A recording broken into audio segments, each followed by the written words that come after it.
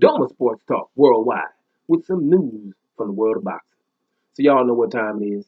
You ain't in a rush to get concussed. Now, a little something going on in boxing. Gotta keep an eye on it.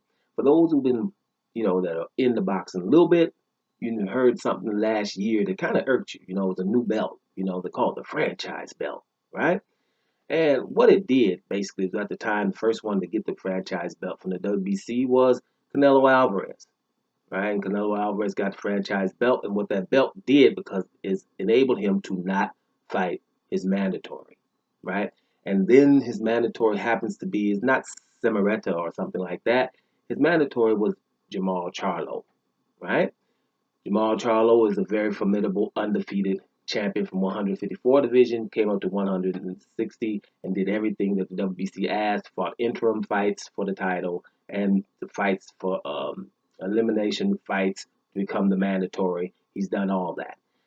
So when he becomes mandatory, they give Canelo a new belt called the franchise belt, where he doesn't have to fight him. The next one was Lomachenko.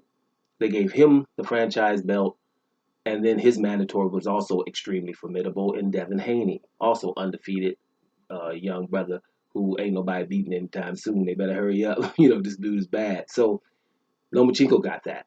Now, the problem is that you hear is that when they give the fighter that was the mandatory the real belt, because the other guy gets a franchise, Canelo and Lomachenko, then that belt is the real title. That means Charlo is the real middleweight WBC middleweight champion, and Devin Haney is also WBC lightweight champion, right?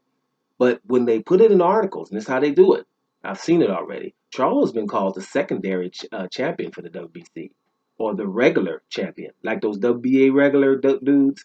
WBC doesn't have a regular, but that's what they've been calling him in articles. I've seen it twice. I've seen secondary for Charlo. He's the secondary champion of the WBC, and he's the regular champion. And that's not what that is. What WBC president said, the franchise is not really a belt; it's just a title, so he can go and fight other fights in different divisions and stuff like that, right? Because they're special fighters. So that's what he said. But the other guy has the real title. But that's not what they messing up the validity of the championship. Now the thing, what happens is, in the fighting, it starts to get worse and it gets worse. With Canelo right now, you're talking about Canelo. I've been watching. I'm sorry to mention this in pretty much every video, but Canelo is going to fight anybody, right? Except those other champions. And or his mandatory. He's not going to fight Charlo. He's not going to fight Andre. No matter what, you see it right now. It's just all kind of names. And they're at 160. So he's like, well, people say he wouldn't want to fight people at 160. He wanted to fight Golovkin. Golovkin said no, which normally Canelo would say, well, that's it for you. He's not. He wants to fight Golovkin. He wants to fight your boy from Japan, Murata. He's also at 160. Right? And at 168, you hear Anthony Darrell. You're hearing Caleb Plant a little bit. You're hearing Billy Joe Saunders and those kind of things. Anything except for these two dudes. And that's the biggest story in boxing to me. Really one of the biggest stories in boxing, that because Canelo is considered the number one pound for pound guy. And all of these titles and franchise are helping them. And it brings me to my point about right now. They're thinking about Bob Arum and the people I read the article are thinking about figuring out how to get Tyson Fury to not have to fight Dillian Whyte next after his fight with Deontay Wilder. If he wins, that he doesn't have to fight Dillian Whyte next as a mandatory, because Dillian Whyte's supposed to get his shot in February of 2021. Like, this is an issue. And because of the pandemic, everything has been pushed back. Everything is pushed back, which means mandatories as well. I know you don't have to answer to Dillian Whyte, right? And then that's the main thing. Everything is pushed back. That means those fights that were supposed to happen before February, because February sounded a long way off. But because of the pandemic, haven't been any fights. So that means the fights that were supposed to happen have been pushed back. That means the mandatories are pushed back. It's not even really a discussion here, but there was something they're trying to bring through the back door to make franchise champion be important. Just tell Dillian Whyte, you got to continue to wait. Like Bob Arum was just saying, hey, everything else got put back. You just got to wait, right? And simple, we have fights etched in stone. that have to happen. And then the fight between Tyson Fury and Anthony Joshua, if they both came through their fights, would be an undisputed fight, which trumps mandatory anyway, right? So it's really not an issue here. But I know what's going on. And so what bothers me is too the WBC president, right? The WBC president to me seems like he got paid from Eddie Hearn and Dillian Whyte, Eddie Hearn for something just to go along with this. Because if you're a boss somewhere and somebody that you've told, given the order to, ignored your order, then you're not going to listen to his next problem that he has, his next issue, because that's the first thing you're going to say. Well, didn't I tell you to do this? If you would have done this, then hey, we wouldn't have this discussion here. You got the gall to come back to me after you disobeyed my order, but he won't say that ever, right? That's a problem there for me. It's like somebody got paid. There's no way a boss lets somebody ignore their order and then push up on them, right? So it's ridiculous to me, to be honest. And let me explain what I mean there. Dillian Whyte and anybody in boxing right now that understands this, most people know this. Dillian Whyte keeps complaining like he's been left out for years and so many days, 800, 1,000 days, and all of this. Well, that depends on what you think. Dillian Whyte was ordered from the WBC to fight Luis Ortiz. He denied the order to fight Luis Ortiz as an eliminator. The winner of that would have got Deontay Wilder. He did not do that. Not Ortiz. He didn't do that. It's a direct order from the WBC. He ignored that. Right? So, yeah, then after that order, Deontay Wilder himself said, well, it doesn't matter what WBC said. If you beat your boy Luis Ortiz, then I fight you no matter where you're ranked or whatever. He ignored that as well. But that's not an order from the WBC president, but it's just another, hey, something that Deontay Wilder said. This is, my words, my bond. You do that? He ignored that as well. Okay. Now, if you're the WBC, you watch what happens in the WBC. You have a guy that's ranked #1 in Dominic Brazil, and #2 was Dillian Whyte. There was a discrepancy there. Normally, the #1 says, I'm #1. I ain't got to talk to #2 if I don't want to. That's not what Dominic Brazil did. Dominic Brazil said, hey, since you're the #2 and you have a kind of issue with me being #1, we'll fight to see who fights Deontay Wilder. Dillian Whyte didn't do that either, right? And did Dominic Brazil fight Deontay Wilder? Yes, he did. That would have been Dillian Whyte too. If he would have beat Ortiz, he would have had Wilder. If he would have beat Ortiz, he would have had Wilder. I'm saying it twice because Wilder asked him and the WBC did. And if he would have beat Dominic Brazil, he would have had Wilder. So the WBC, that's all they should be saying to him. We're not really, actually, you move back. After you did not obey our order, you should have had at least 6 months to be penalized. We don't talk to you for 6 months. That's not what happened. Why? Any bosses out there, you penalize people for not obeying your direct order. They're not. And they're acting like that didn't never happen. Why would you do that? Only way I can come up with is money. Somebody got another reason, come up with it. So those are the things there. And so even if you're a WBC president, you're kind of watching Dillian Whyte's behavior on other things. You say, well, he wants a title shot. That's what it seems like. Well, he could have had a title shot for the IBF. The guy who's about to fight Anthony Joshua right now, the mandatory, Kubrat Pulev, they had a purse bid for their fight. Kubrat Pulev won the purse bid. They could have fought an eliminator for the IBF mandatory in Bulgaria. Dillian Whyte didn't do that either.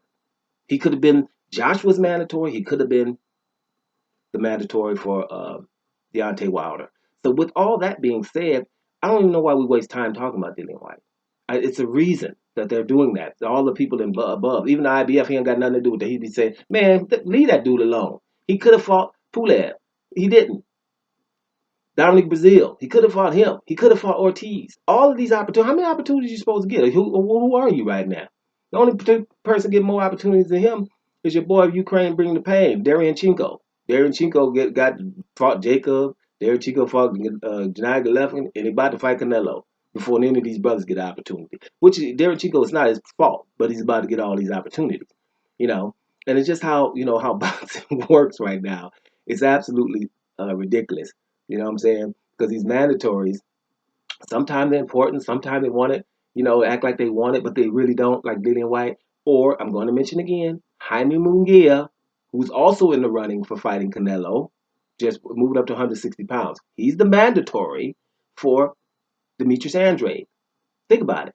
Dillian Whyte making all this raising hell because he's mandatory.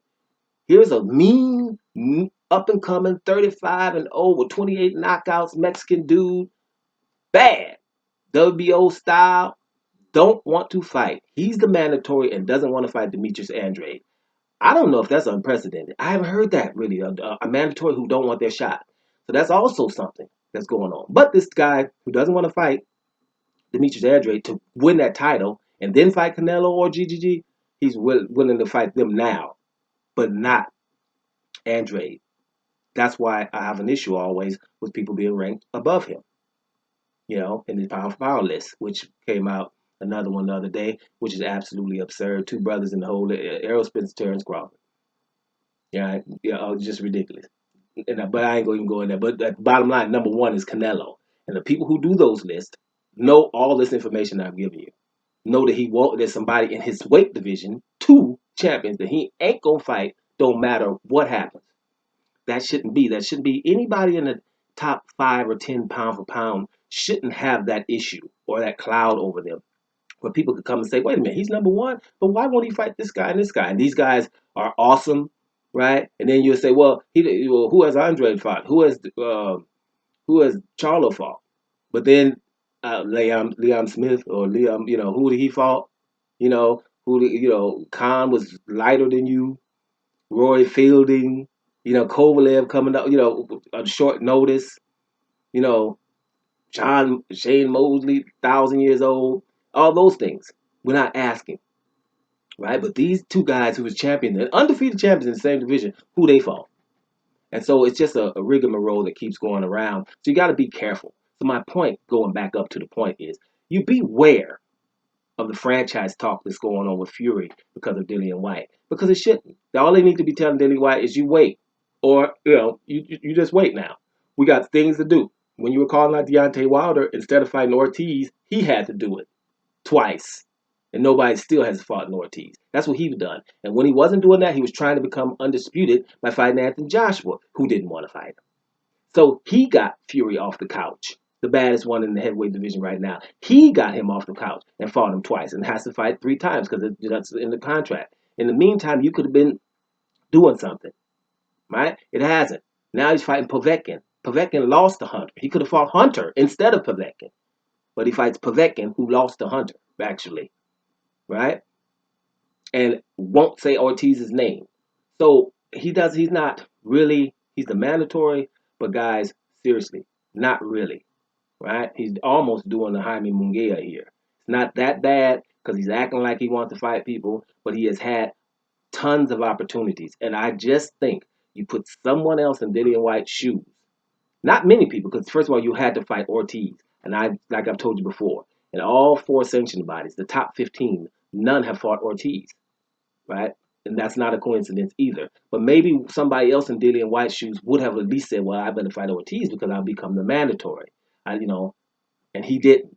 So beware of that, because if they give Tyson Fury the franchise title, it's going to give it legitimacy. It's going to make it legitimate, like it's all of a sudden a belt to have. And then all these mandatories who are formidable are not going to get their shots, right?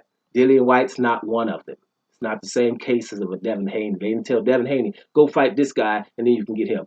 He would have done it. Charlo, go fight this guy. They did that to Charlo. He went and fought everybody that they told him to fight. How many interim fights did he have? How many eliminators did he have? Wasn't one.